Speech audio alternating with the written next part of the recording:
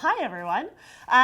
So I've been to a few of these Science Slam, Spark After Dark events, and whenever we think about scientists, we think about scientists sitting in their labs or at their computers, and not many people think about scientists doing work in the most awesome place to do work, which is outside. So I'm going to be taking us on a bit of a trip to the outdoors to see what a field biologist does. So the first thing to note about field biologists, generally we're a little quirky, like most scientists, but in a few distinct ways. So the first thing... Press down. Oh, excellent. So the first thing is that we are always prepared to be outside. It doesn't matter what the weather is, what's going on, we are always prepared. We take like Boy Scout motto to the extreme. Not only that, we're always ready to document everything that we see. And the more alarming thing about field biologists is that we usually carry large knives. And in fact, we usually carry several of them. I'm not entirely sure why, but we always seem to need them in the field. It's a little more alarming when you're doing this in public spaces. That gets a little dicey sometimes. We, of course, need... Field biologists also usually carry something that makes them feel a little pompous to the public. So they'll always bring like their very select, fine coffee beans that they have to have every single morning.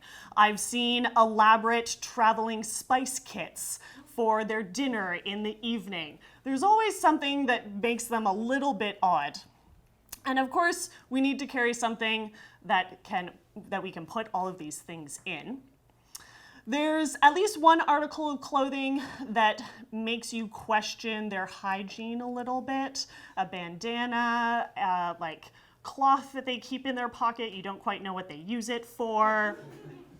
I have one in my backpack right now. And the last thing that you usually notice about a field biologist is some kind of weird injury that they seem to not be concerned with whatsoever, but you think is usually a little bit alarming. For me, that's usually rashes, and we'll get into that a little bit later. FYI, fair warning, if you just ate and you have a weak stomach, maybe just close your eyes for some of the presentation. All right, but first we're going to begin at the first place that I ever did a field study, which is beautiful Walpole Island, which is on the shores of Lake St. Clair, in between Lake Huron and Lake Erie. And I was lucky enough to study tall grass prairies. Hands up if you knew that Ontario had tall grass prairies. Excellent. So we did used to have a lot of tall grass prairies in the southern tip of Ontario, and now there's only remnants of it. And so I studied some on the First Nations Reserve, known as Walpole Island. And the very first time that I visited there, my supervisor had to speak to the council. And so I went off to look at some of the sites with the head of the Natural History Center there. And so I'm, a young undergrad student. I'm very nervous about my first field assignment. I'm diligently taking notes, sketching maps and trails and all sorts of things, trying to make sure that I get every detail down. The man who's with me is like, "Hey, Leigh, are you done yet?"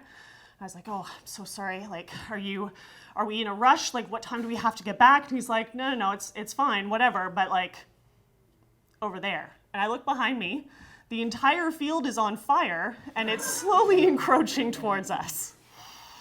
So I quickly finish up my notes, and we get the heck out of there. That's not as alarming as it sounds. Tall grass prairies require fire to regenerate, so that was a good thing. Has anyone been to High Park before? Excellent. Cherry blossoms are in bloom. One of the really cool ecosystems in High Park is the oak savanna, and we actually burn the oak savanna every year or every other year because that's another ecosystem that requires fire. So that was my first kind of encounter with field biology, and I really loved it. Eventually, that grass that was burned grew very tall, to be about 8 or 9 feet. And so I went back in September, and I'm going through the grass, I'm trying to find my way to my site, and I'm like getting all of these grasses hitting the back of my arm, basically. And so what you can't see in the next picture, this is myself and my brothers at a wedding of my cousin the very next day. I have welts all down the back of my arm, very red, very big. It looks like I tried to take a butter knife to my arm. And so in every single picture of that night, my hands are glued to my sides because I don't want anyone to see the massive marks on the back of my arm. Would have been a little bit alarming for folks.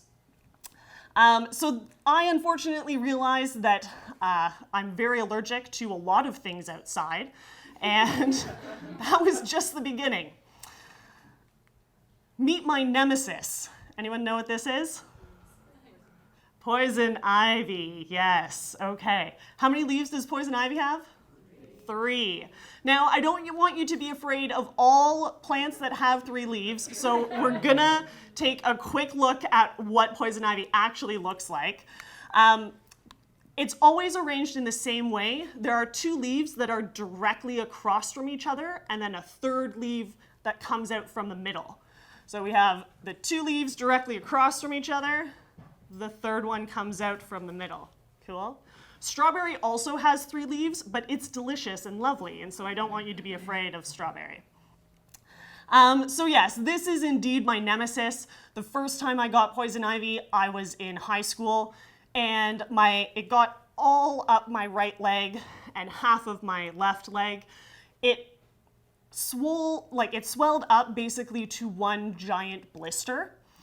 And so 3 days later, I hobble into the doctor's office to get some more serious drugs so that I can use my legs again. And as I'm hobbling out of the doctor's office, I overhear my doctor telling the admin assistant, her leg was this big. And I kind of glare at him, and he turns around and notices me, flashes me a thumbs up, and is like, "You're the case of the day." Somehow that didn't make me feel better.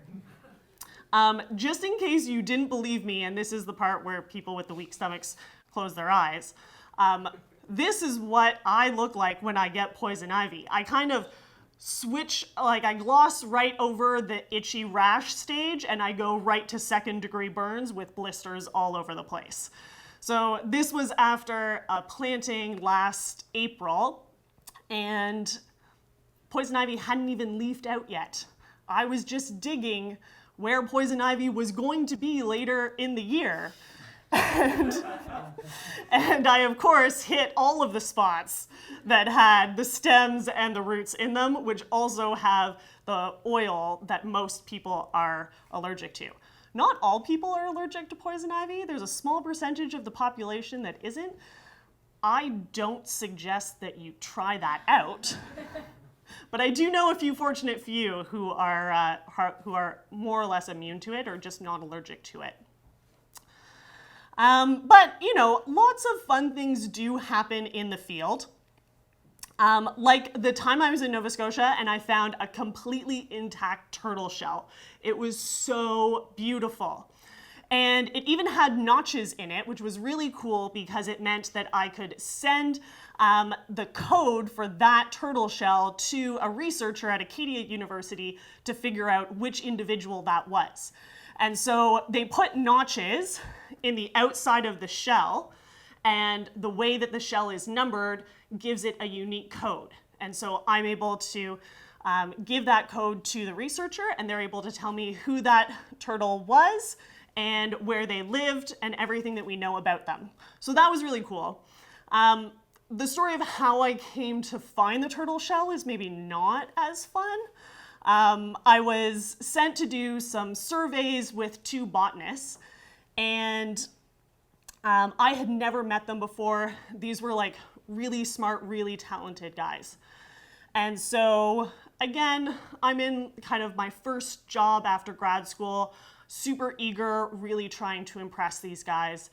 And we finish the first day, we sleep over in our tents at our campsite, and it rains. It absolutely pours, and my tent leaks. And so I wake up in the middle of the night, and I'm drenched. So I move to the car, and I turn my phone off, because I don't want it to get ruined. But then that means that I don't have my alarm on anymore. And so in the morning, the two botanists are kind of like shaking my tent, like, hey, are you up? Like, they don't want to go into my tent. They don't know me. And so I eventually roll out of the car at like 10 a.m. And it becomes really obvious to me that A, I have slept in, because biologists always like to get going really early in the morning, like at least 6 o'clock. But B, also, I can't see out of one eye. And it becomes very clear to me that my eye has actually swollen up to the size of a golf ball, and that I must have gotten some sort of spider bite overnight, which has resulted in this swelling. And so now I've basically ruined the morning of the field day, and I look like Quasimodo. So that, I think I made a really good impression. I was never invited back for another survey. I don't know why. But you know, besides all of my obvious skin ailments, I do have a lot of fun outside. One of the things that I like to do the most is engage in citizen science projects, which is kind of how I became involved in the science outreach work that I now am doing. And you just never know what's going to happen in the field. There's always just funny instances. Yes, there's someone going in the porta potty while I'm driving the truck. And you also never know who you're going to find. So I don't just find dead turtles, I also find live ones, which is awesome. And yes, that is my show.